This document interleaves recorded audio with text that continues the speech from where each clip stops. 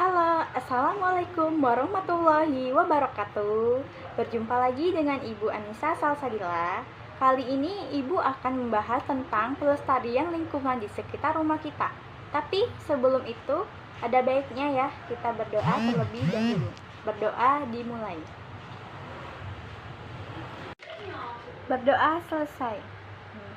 Sebelum Ibu memaparkan materi kita yang berjudul tentang melestarikan lingkungan, Ibu mau nanya nih kepada kalian pernah tidak membuang sampah sembarangan atau membuang sampah di jalan, di sungai, ataupun di selokan?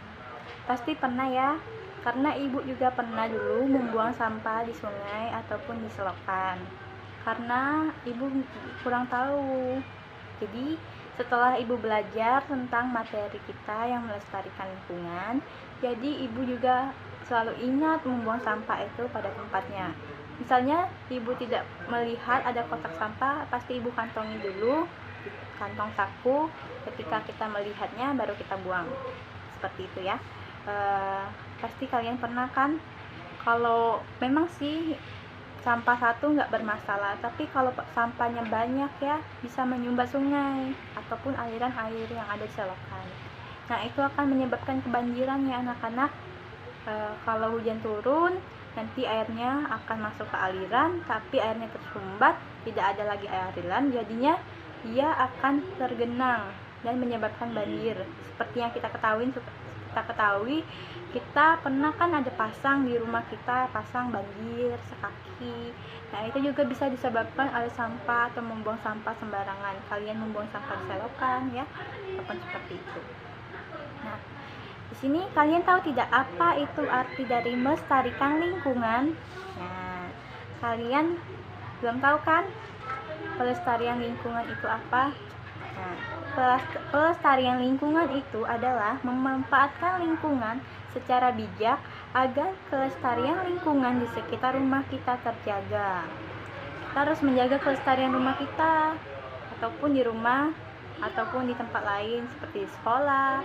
Kita harus membuang sampah pada tempatnya agar sekolah kita bersih, kita belajar nyaman, tidak ada nyamuk, karena sampah itu juga bisa mengundang nyamuk sehingga kita bisa terinfeksi penyebab penyakit demam berdarah ya. Seperti pernah Ibu dengar berita di TV ataupun di mana ada siswa yang kena DBD. Soalnya sampahnya tuh banyak di sekolahannya. Jadi mereka tidak melestarikan lingkungan di sekolah ataupun di rumah. Nah, kalian tahu tidak sih apa-apa saja upaya-upaya melestarikan lingkungan? Nah, sini yang pertama itu adalah membuang sampah pada tempatnya. Seperti gambar di sini ya. Ini adalah contoh membuang sampah pada tempatnya. Di sini sampahnya ini dibuang ke tong sampah. Kalian harus membuang sampah di tong sampah ini ya. Seperti itu. Misalnya anorganik itu berarti sampah plastik atau sampah yang tidak bisa diuraikan. Jadi kita masuknya di anorganik.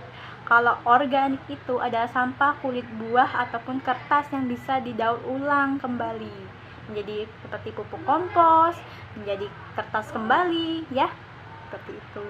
Kalian tahu kan sampah bisa saja membuat banjir karena tertimbun di tanah, itu menyebabkan pencemaran di tanah. Kalau dia tersumbat akan menyebabkan kebanjiran sehingga sampah tersebut tidak bisa diuraikan dengan apapun. Dia hanya bisa didaur ulang kembali atau dimanfaatkan kembali. Nah, yang kedua itu adalah menanam pohon.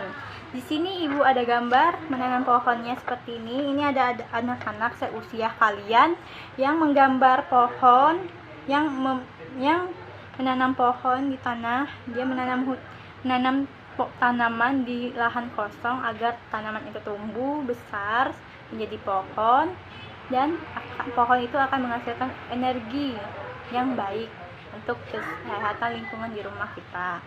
Karena kalau udara kita kotor, kita akan terjangkit infeksi saluran pernapasan ya, seperti flu, demam, ya seperti itu. Jadi kalau kita menebang pohon, jangan lupa menanam pohon kembali ya anak-anak, karena pohon itu akan menghasilkan oksigen yang bermanfaat bagi kita agar kita sehat dan kita hirup udaranya itu enak.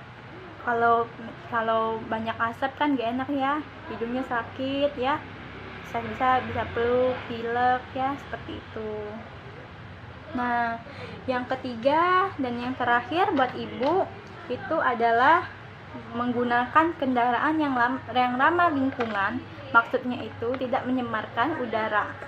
Nah, kalian tahu kan, ini bersepeda itu adalah kendaraan yang ramah lingkungan sekali dan membuat sehat.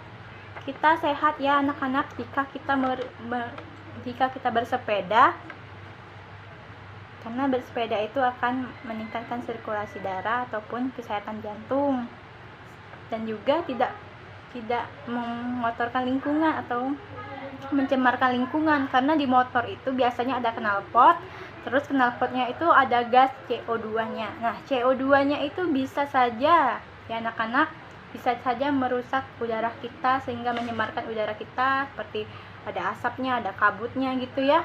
Itu akan menyebabkan kita sakit, hidung kita, pernapasan kita di paru-paru ataupun di hidung kita, dan kita akan bisa menyebabkan masuk rumah sakit. Jadi kita sebaiknya kita menggunakan sepeda seperti ini, menyehatkan dan membersihkan lingkungan kita sendiri. Oke, itu saja materi yang bisa Ibu sampaikan pada kalian. Terima kasih telah menyimak. Wassalamualaikum warahmatullahi wabarakatuh.